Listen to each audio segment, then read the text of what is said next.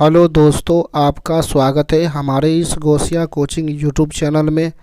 दोस्तों आज बात करेंगे मैट्रिक बोर्ड परीक्षा 10th की चैप्टर फर्स्ट जो अर्थशास्त्र की है। ठीक है, पहला क्वेश्चन पर चलते हैं। पहला क्वेश्चन दिया हुआ है, निम्न को प्राथमिक क्षेत्र भी कहा जाता है। ऑप्शन नंबर ए होगा सेवा क्षेत्र, कृषि क्षेत्र, औद्योगिक क्षेत्र। तो आपका जो आंसर नंबर होगा आपका ख कृषि क्षेत्र होगा। ठीक है, आपका दूसरा नंबर क्वेश्चन दिया गया है, निम्न में से कौन सा देश मिश्रित अर्थव्यवस्था है।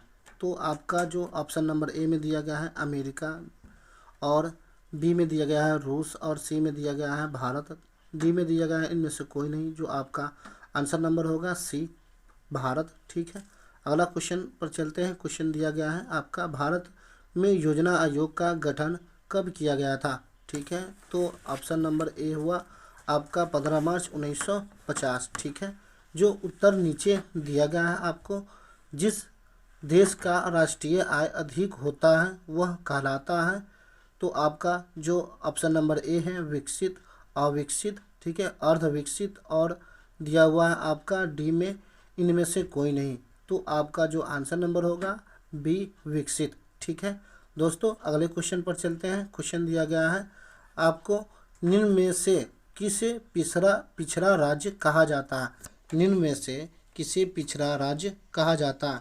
तो आपका क हो जाएगा पंजाब, ख है केरल, और ग है आपका बिहार। तो आपका आंसर नंबर होगा बिहार। ठीक है, ऑप्शन नंबर ग है। ठीक है, अगला क्वेश्चन पर चलते हैं। क्वेश्चन दिया गया है 2008 से 9 के अनुसार भारत की औसत प्रति व्यक्ति आय कितना होगा। तो आपका जो आंसर नंबर होगा बी 25,994 रुपये। ठीक है, अगला क्वेश्चन पर चलते हैं। क्वेश्चन दिया गया आपका, भारत में वित्तीय वर्षा कहा जाता है। दोस्तों तो जो दिया गया है वह दो यहाँ गलत दिया गया है। आपका जो आंसर नंबर होगा 1 अप्रैल से 31 मार्च। ठीक है, आपका जो आंसर नंबर होगा ग। ठीक है, अगले क्वेश्चन पर चलते हैं। क्वेश्चन दिया गया है आपको, भारत में किस राज्य का प्रति व्यक्ति आय सर्वाधिक है। ठीक है दोस्तों, यह बात कर रहा है कि भारत में, ठीक है ना, तो भारत में आपका हो जाएगा गोवा। ठीक है, अगला क्वेश्चन पर चलते हैं। क्वेश्चन दिया गया है 9, बिहार के किस जिले का प्रति व्यक्ति आय अधिक है।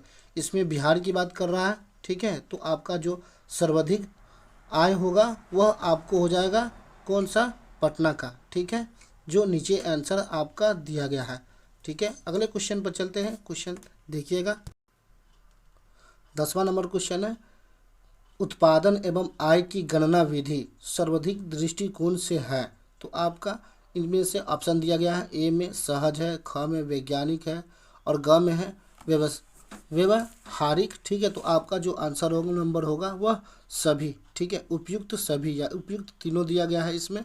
ठीक है, इसमें दिया गया है उपयुक्त तीनों, उनमें जो बोर्ड एग्जाम में होंगे उनमें सभी ऑप्शन दिया रहेगा, आप लोग आंसर सभी मारिएगा। ठीक है, अगला क्वेश्चन पर चलते हैं। 11वां नंबर क्वेश्चन है, गैर संस्थागत वित्त प्रदान करने वाली सबसे लोकप्रिय साधन। ठीक है, तो आपका जो आंसर नंबर होगा ग व्यापारी। ठीक है, अगले क्वेश्चन पर चलते हैं। क्वेश्चन दिया गया है आपका 12 नंबर क्वेश्चन है। ठीक है, दिया गया है 12 नंबर क्वेश्चन दिया गया है क्वेश्चन, गैर संस्थागत वित्त प्रदान करने वाली सबसे लोकप्रिय साधन। तो आपका जो आंसर नंबर ग होगा व्यापारी। ठीक है, अगले क्वेश्चन पर चलते हैं। दिया गया क्वेश्चन आपका, निम्न में से कौन सा संस्थागत वित्त का साधन है। तो आपका जो आंसर नंबर होगा ग व्यावसायिक बैंक। ठीक है, 13 नंबर क्वेश्चन है, भारत के केंद्रीय बैंक कौन है।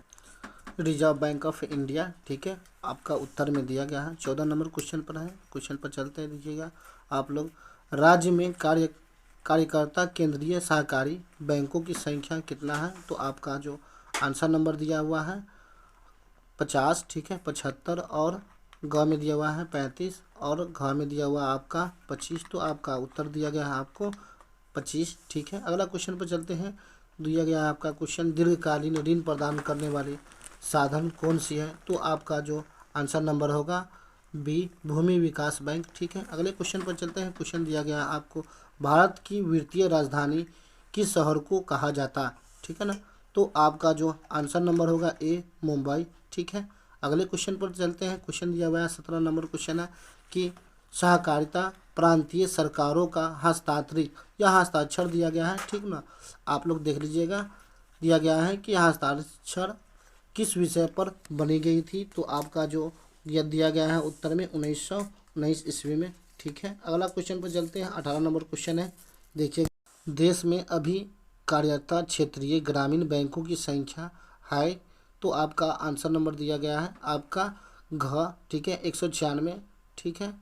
अगला क्वेश्चन पर चलते हैं। क्वेश्चन दिया गया है आपका 19 नंबर क्वेश्चन है, व्यावसायिक बैंकों का राष्ट्रीयकरण कब किया गया था, ठीक है। तो आपका ए में होगा 1966, बी में होगा 1980, सी में होगा आपका 1969 और डी में होगा या घ में होगा आपका 1975। तो आपका उत्तर नंबर होगा आपका ग, 1969, ठीक है। 20वां नंबर क्वेश्चन है, आप लोग देखिएगा, आर्थिक विकास का तृतीय क्षेत्र क्या है, ठीक है। तो आपका जो आंसर नंबर होगा घ, सेवा क्षेत्र, ठीक है। अगला क्वेश्चन पर चलते हैं। क्वेश्चन दिया गया है आपका वीवीआई क्वेश्चन है, मानव पूंजी के प्रमुख घटक कितने हैं।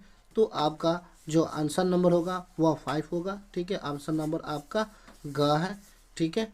तो अगला क्वेश्चन पर चलते हैं। क्वेश्चन दिया गया है आपका, निम्न में से कौन सा बीमारू राज्य नहीं है, ठीक है।